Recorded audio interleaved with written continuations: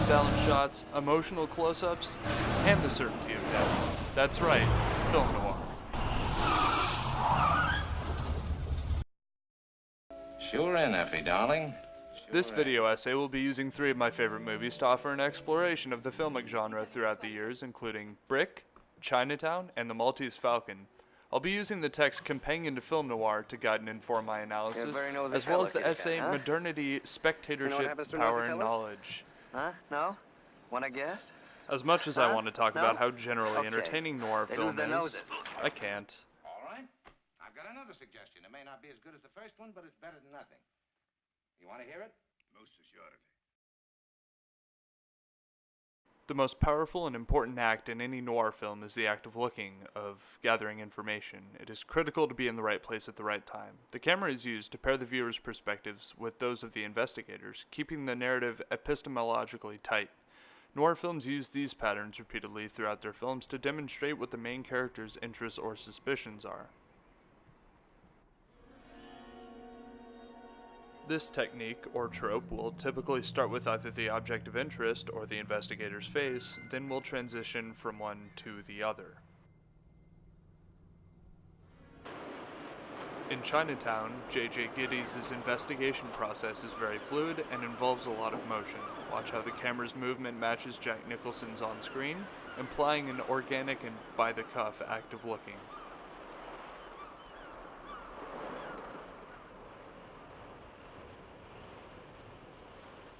In Brick, you see the opposite done to the same effect. We see exactly what his interest is, and the stable shot also reveals his patience and attention to detail.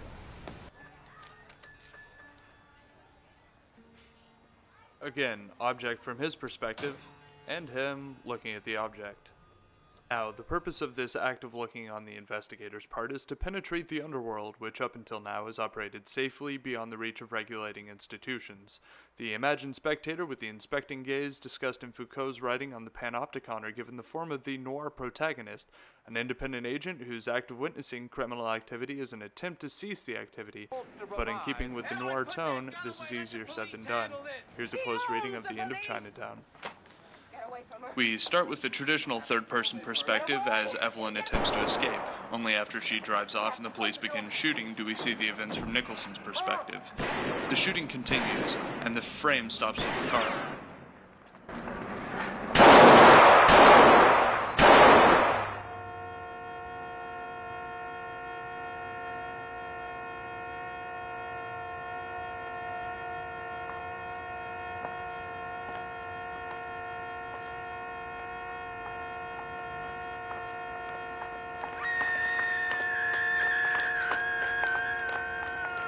Suddenly, there's camera motion again as we see that Evelyn has been killed. The viewer discovers this as Nicholson does by seeing the spectacle from his perspective without actually seeing it through his eyes. Gotta call a captain. Get an ambulance. Turn them loose. Turn them all loose. He then looks up to see the big bad guy of the story take off with an innocent girl. Though a witness to corruption and evil, Nicholson's act of looking proved to be ineffective at ceasing criminal activity.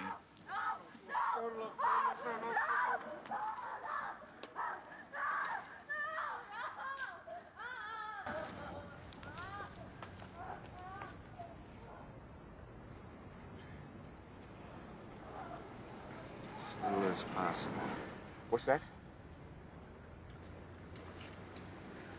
What's that?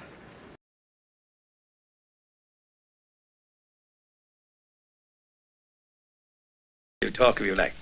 I tell you right out, I'm a A man tradition who as likes old talking as the to a first man time we who filmed likes to Dirt, talk. film noir in Well, particular focuses on we the talk use of about the framing through Blackbird. camera angles to establish dynamics, You're the man for me. such as No who beating owns about the bush. scene, Right to the point. Let's talk about the Blackbird by all means. Professor, answer me a question. I happen to know Hollis was fond of her. the power rankings I'd within like a to scene, help her if I can. I had no idea you and Hollis were that fond of one another. or simply to heighten the drama of the scene. Director Rian Johnson is a fan of using still frames with figures advancing towards the camera in order to demonstrate an oncoming threat.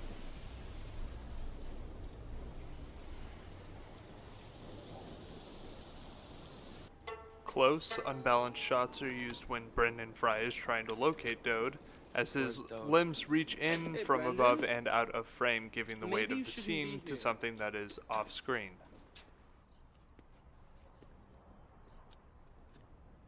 Where's she at? You better get while it's good.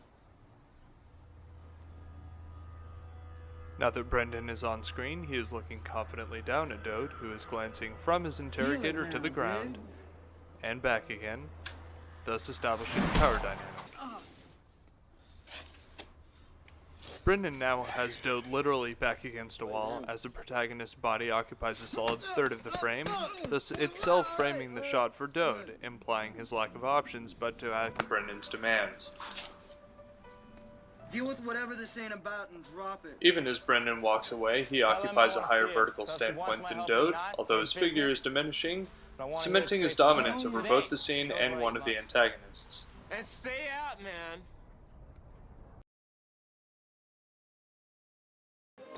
This video examined both camera-character oneness of perception, for example, shot of eyes, pan to object, character grabs gun, so forth, and asymmetrical framing, establishing power dynamics within the three movies shown.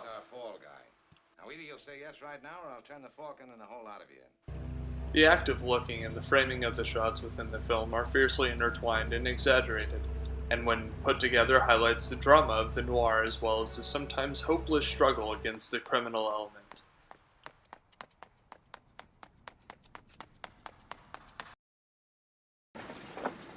Forget it, Jake. It's Chinatown.